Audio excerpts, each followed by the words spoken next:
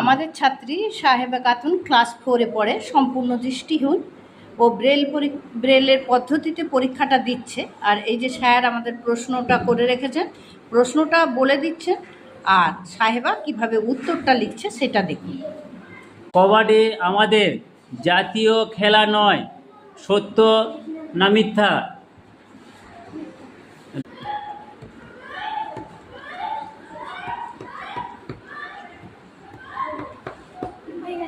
ও আলোতে পড়াশোনা করা উচিত হয়?